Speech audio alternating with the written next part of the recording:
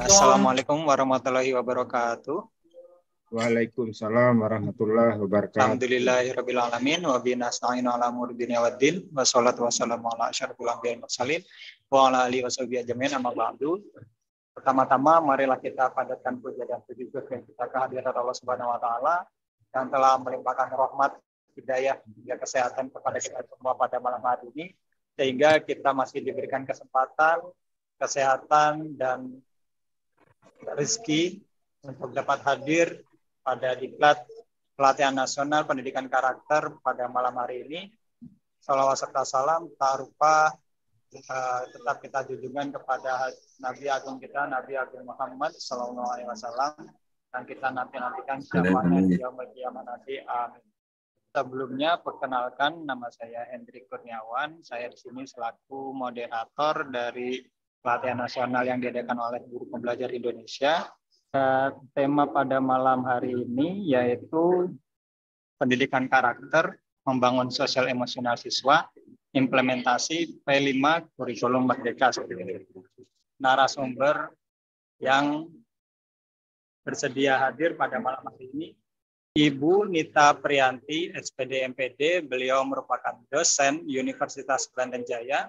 Sebagai dosen, beliau juga menjadi peneliti, kemudian menjadi konsultan penelitian dan penulis. Kemudian beliau juga peraih dana hibah penelitian Kemenristek-Dikti pada tahun 2020 dan juga pada tahun 2021. Baik, itu tadi kurikulum vitae dari pemateri kita pada malam hari ini. Saya persilahkan pada Bu Nita untuk bisa memulai diklat pada malam hari ini dan menjelaskan materi yang disediakan. Silakan. Baik, Mas Hendri, terima kasih atas kesempatan waktunya ya. Bismillahirrahmanirrahim. Assalamualaikum warahmatullahi wabarakatuh. Salam sejahtera bagi kita semua, salam sehat, salam hangat. Yang saya hormati seluruh panitia Guru Pembelajar Indonesia yang telah berikan kesempatan secara berulang kepada saya untuk berbagi, untuk sharing. Alhamdulillah kita bisa dipertemukan kembali di malam hari ini. Dan saya haturkan salam hormat saya kepada Bapak dan Ibu sekalian seluruh Indonesia ya. Luar biasa tadi saya dengar ada yang dari Lombok Timur ya. Luar biasa Bapak, alhamdulillah sudah berkenan hadir di kegiatan acara pada malam hari ini. Perlu saya sampaikan pula Bapak dan Ibu sekalian bahwasanya di sini kita berbagi. Saya bukan untuk menggurui Bapak dan Ibu, bukan untuk mengajari Bapak dan Ibu, akan tetapi kita sama-sama sharing, kita sama-sama berdiskusi, saling bertukar pikiran, karena Bapak dan Ibu sekalian tentunya sebagai para pelaku pendidikan di lapangan tentu yang lebih memahami, yang betul-betul mengerti berkaitan dengan situasi dan kondisi di lapangan, bagaimana cara membangun sosial emosional siswa di sekolah masing-masing. Bapak dan Ibu sekalian, untuk kita diskusi pada malam hari ini tentunya rileks saja ya. Silakan mau sambil duduk dengan santai juga boleh, mau sambil ngopi juga boleh ya, sambil dipersiapkan saja cemilannya ya, biar diskusi kita pada malam hari ini tidak ada suatu tekanan apalagi tegang dan lain sebagainya ya. Kita rileks saja karena kita nanti bersama-sama berbagi wawasan, berbagi pengetahuan, karena saya yakin Bapak dan Ibu jauh lebih banyak ilmu pengetahuannya ya. Oke, saya mohon izin share materinya.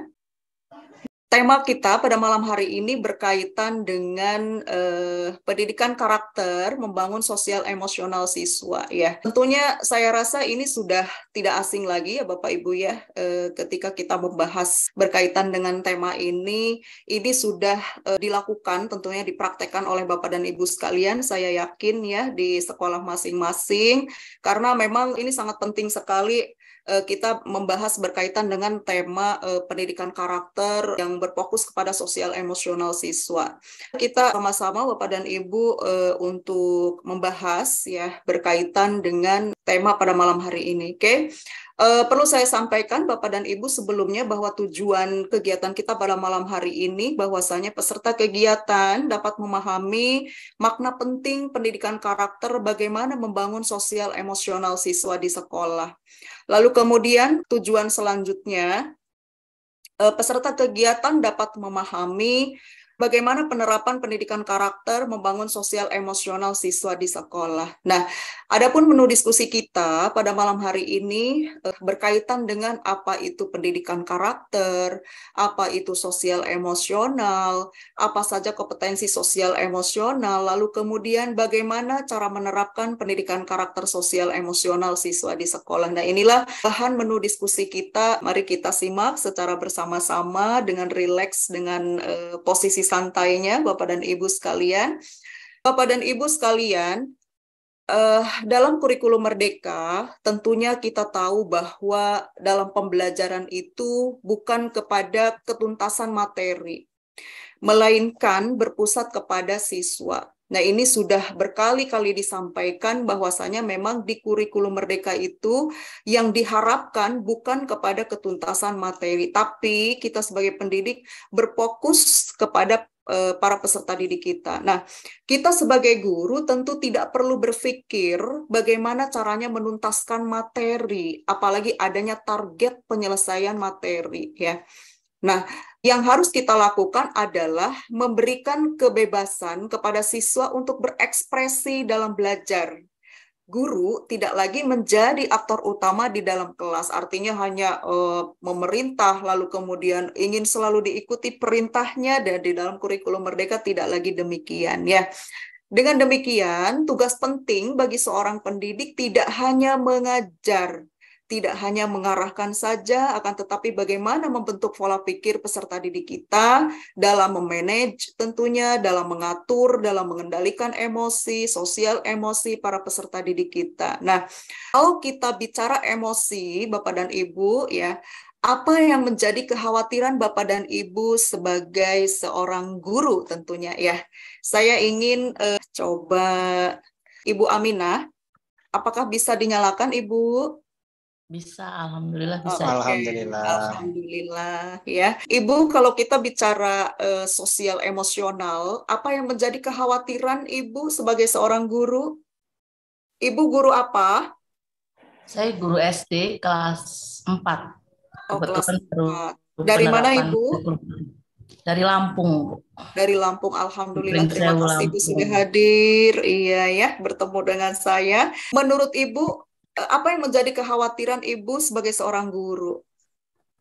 Kalau kita bicara emosi. Bagaimana ketika saya itu menerapkan pembelajaran kepada anak-anak, terutama tentang akhlak, itu saya khawatir sekali ketika anak-anak itu tidak bisa menerapkan apa yang saya berikan ke dalam kehidupan sehari-harinya, terutama di dalam kelas. Iya, oke, ya. Oke. Kalau menurut Pak Afrizal, ya. Bapak dari mana, Bapak? Dari Kabupaten Tangerang. Oh, Tangerang. Kalau kita bicara emosi, apa yang menjadi kekhawatiran Bapak sebagai seorang guru, Pak? Menurut saya ya, terutama emosi dalam konteks negatif ya, mungkin kayak kemarahan atau segala macam ya. Mungkin terutama kepada anak didik ya. Kebetulan saya mengajar di SD kelas 5. Jadi yang saya takutkan itu justru di media sosial, Ibu.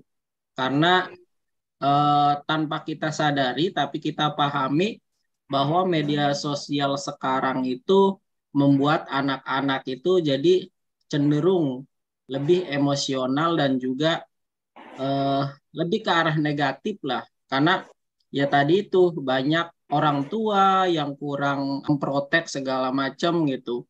Emang karena yang saya rasa juga di sekolah saya masih ada bullying gitu. Terutama kalau di saya kan, ya kebetulan kan kalau di saya kan bukan perkotaan ya Bu, di sekolah perdesaan gitu.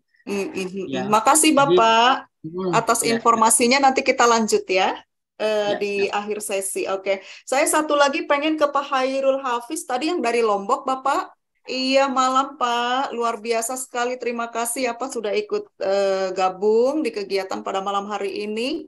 Yang menjadi kekhawatiran Bapak sebagai seorang guru apa ya Pak? Ya, sebetulnya awalnya sebagai operator saja, tapi dari beberapa bulan kemarin karena kekosongan guru ya, karena bertambahnya rombel, jadi saya coba masuk di sana, ditugaskan oleh kepala sekolah juga. Jadi saya mencoba masuk di kelas, menerapkan implementasi ya kurikulum Merdeka, karena sempat mengikuti juga walaupun tidak secara resmi karena kegiatan tersebut dilaksanakan di sekolah. Jadi sambil mengambil dokumentasi saya bisa mengikuti sedikit-sedikit. Jadi yang di sana yang saya tangkap bahwa pembelajaran kan berfokus pada anak. Jadi saya coba menerapkan kebetulan saya di kelas 3 ya. Ya, jadi di sana ada beberapa sih permasalahan, salah satunya tingkat emosionalnya anak di sana masih ada karakter-karakter yang agak keras lah di sana. Ada beberapa kejadian juga ya yang sempat terjadi, artinya tawuran antara teman di sana. Jadi saya coba meredam, cuman masih meninjau juga sih apa efeknya itu sampai ke orang tua dan sebagainya. Tapi sebisanya lah untuk menetralkan keadaan. Ya, kira-kira itu saja sih. Iya ya, terima kasih Bapak atas informasi yang disampaikan ya. Itulah beberapa informasi. Kita tahu memang betapa pentingnya saat ini perlu sekali diterapkannya sosial emosional. Nanti kita akan bahas lebih dalam lagi ya. Oke. Dari beberapa informasi yang saya peroleh tadi dari para peserta, memang kita menjadi seorang guru itu memang cukup sangat berat sekali ya Pak ya. Berat sekali tugas kita sebagai seorang guru ya, tentunya kan guru itu tidak hanya sekedar mengajar saja, melainkan bagaimana menjadi seorang pendidik yang baik gitu ya. Nah, tentu di dalam undang-undang pun dijelaskan, Undang-Undang Nomor 14 Tahun 2005, di sana dijelaskan bahwasanya sebagai tugas guru itu adalah mendidik, mengajar, membimbing, melatih, mengarahkan, menilai, dan mengevaluasi. Nah, tentu yang paling utama kita sebagai seorang guru itu mendidik. Jadi selain mengajar tentu mendidik. Nah, inilah mendidik ini sesuatu yang memang paling dikategorikan sangat sulit sekali. Bagaimana tidak dikatakan sangat sulit? Karena apa? Karena disinilah peran kita untuk membentuk karakter para peserta didik kita. Bagaimana membangun, mengubah kepribadian para peserta didik kita ya. Memang cukup sangat berat sekali ya. Di samping itu, tugas guru tidak hanya berhenti sampai di situ ya. Guru tentu membuat kurang lebih 1.500 keputusan setiap harinya. Artinya guru membuat 4 keputusan dalam setiap menitnya. Bayangkan Bapak dan Ibu, sebagai contoh hal-hal kecil yang sering kita hadapi, misalkan para peserta didik kita baru memulai masuk kelas, Bu Guru saya tidak mengerjakan PR ya. Nah, di sini jelas sekali apa yang harus kita putuskan menjadi seorang guru ya. Lalu kemudian, Bu Guru PR saya ketinggalan, Bu Guru saya tidak mengerjakan tugas, belum lagi menggunakan seragam yang tidak bersesuaian dengan harinya ya. Banyak sekali permasalahan-permasalahan yang ada di lapangan ya. Sehingga di sini kita memang perlu sekali yang namanya menerapkan sosial emosional ya. Bayangkan setiap per menit kita harus mengambil langkah, mengambil 4 keputusan Bapak dan Ibu. Itulah memang uniknya menjadi seorang guru ya. Nah, dengan demikian banyak sekali yang disampaikan, informasi yang sudah saya peroleh ya. Mungkin tidak hanya Bapak dan Ibu guru 3 tadi yang menyampaikan, melainkan guru-guru yang lain pun saya rasa merasakan hal yang sama ya. Dengan demikian memang pentingnya guru-guru memperhatikan kesejahteraan emosinya terlebih dahulu ya, dengan fenomena tadi betapa kita sulit menghadapi para peserta didik kita berkaitan dengan hal karakter, hal kepribadian, hal perilaku dan lain sebagainya ya. Lalu kemudian tentu Bapak dan Ibu guru sekalian harus memperhatikan kesehatan mentalnya juga, merawat psikologis Bapak dan Ibu terlebih dahulu ya. Nah, kalau tidak demikian bagaimana kita mau memberikan yang terbaik kepada anak-anak didik kita? Menumbuhkan karakter peserta didik kita ya, semuanya memang harus diawali dari guru ya.